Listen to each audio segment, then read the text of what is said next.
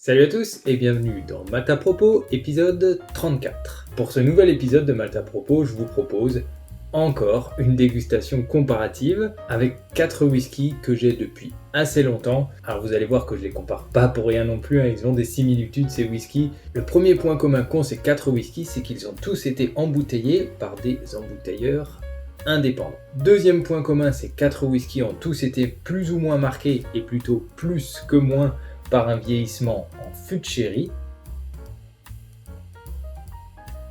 Le premier whisky que je vais déguster aujourd'hui, il était contenu, il est toujours un tout petit peu contenu dans cette petite fiole. Il s'agit en fait d'un whisky de 19 ans d'âge qui a été vieilli exclusivement dans des fûts de sherry, distillé en 2001, embouteillé en 2020 par l'embouteilleur indépendant Watt Whisky. WAT, 44,9 degrés d'alcool, évidemment ni filtré ni coloré. Voilà, simple, efficace, on va voir ce que ça vaut. Deuxième whisky à déguster aujourd'hui, vous le connaissez peut-être déjà, c'est une bouteille que j'avais ramenée d'Angleterre, c'est en fait un blended malt de chez Cadenhead. C'est un as, on n'a pas le nombre d'années de vieillissement de ce whisky, mais comme vous pouvez le voir à la couleur, c'est un whisky qui a été plusieurs whiskies en fait, qui ont été fortement marqués par un vieillissement fût de sherry. C'est un whisky qui est embouteillé à la force du fût, 53,6 degrés d'alcool, un brut de fût, ni filtré ni coloré, voilà.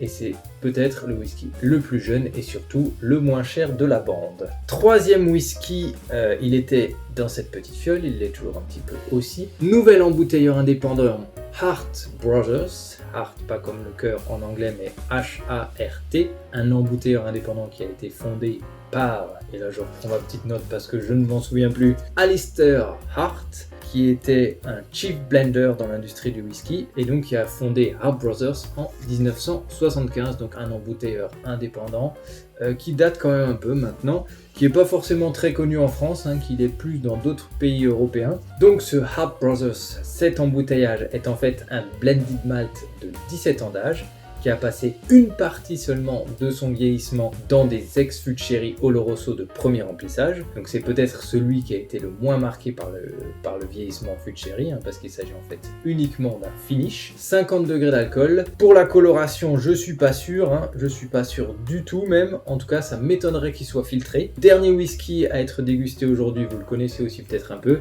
C'est également la bouteille que j'avais ramenée d'Angleterre dans la collection The Whisky Trail. Je demande le 19 ans d'âge qui a passé l'intégralité de son vieillissement dans un sherry butt de 500 litres. Et voilà, il est là avec sa jolie bouteille au motif soviétique. Voilà, d'Elixir Distillers, un autre embouteilleur indépendant, donc ni filtré ni coloré évidemment, et embouteillé à 45,3 degrés d'alcool. Et j'ai dit une bêtise, ce n'est pas un 19 ans d'âge mais un 18 ans d'âge, et c'est également un blended malt. Donc finalement, c'est quelque chose que je n'avais même pas relevé quand j'ai voulu faire cette vidéo, un autre point commun, 4 blended malt, 4 whiskies marqués par le sherry, 4 whiskies embouteillés par des embouteilleurs indépendants.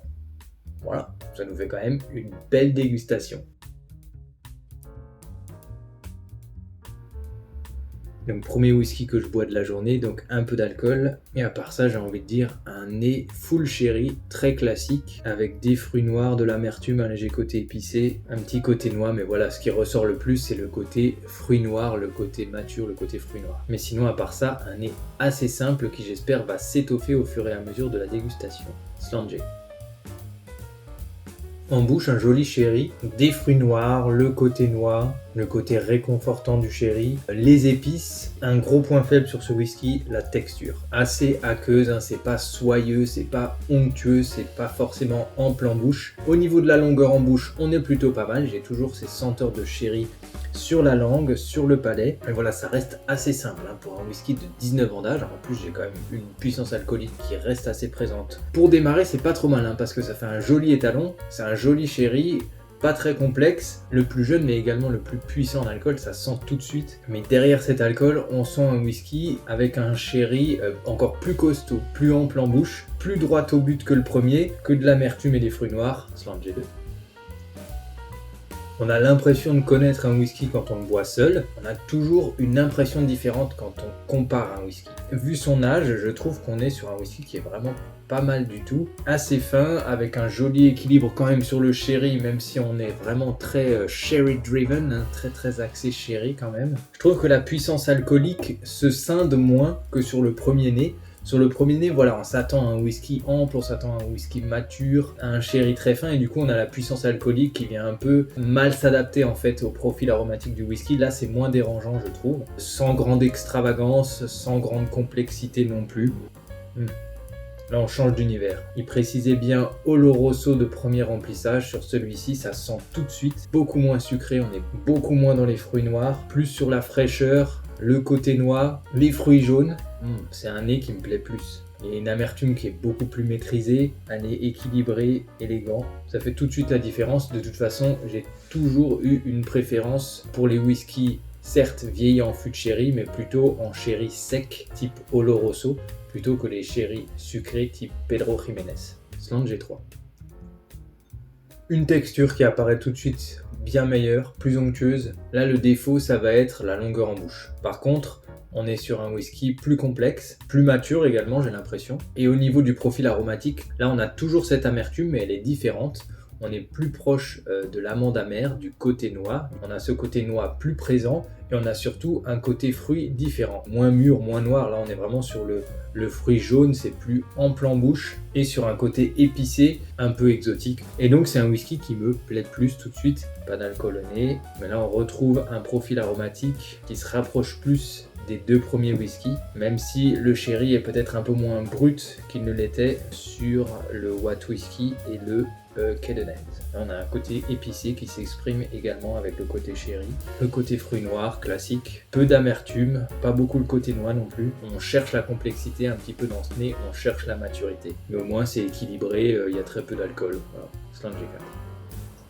En fait, ce whisky, c'est bien qu'il arrive en dernier parce qu'il fait un peu la synthèse de tout. On est sur un whisky équilibré où l'alcool est très bien fondu, un peu plus complexe que les deux premiers, un peu moins que le troisième, j'ai l'impression. Un léger côté noir, un léger côté épicé, une légère amertume et ces fruits noirs qui enrobent tout et qui sont vraiment ultra dominants sur le profil aromatique. Ce qu'il y a, c'est que pour du 18 ans d'âge, c'est pas ultra complexe. La texture est correcte et la longueur en bouche également est correcte, sans être exceptionnelle. Assez plat en tout cas pour une bouteille au design comme ça, un 18 ans d'âge voilà, qui promet tellement de choses, une petite déception tout de même.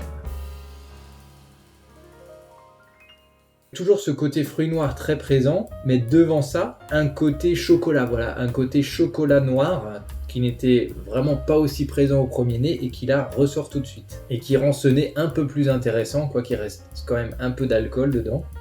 La texture s'est un poil améliorée. Ce whisky, avec l'évaporation de l'alcool, il a gagné un côté un peu plus pâtissier. Et il a également gagné ce côté cacao, chocolat. Ça reste un whisky, je trouve, pour 19 ans d'âge, assez basique. On a toujours pas mal d'alcool.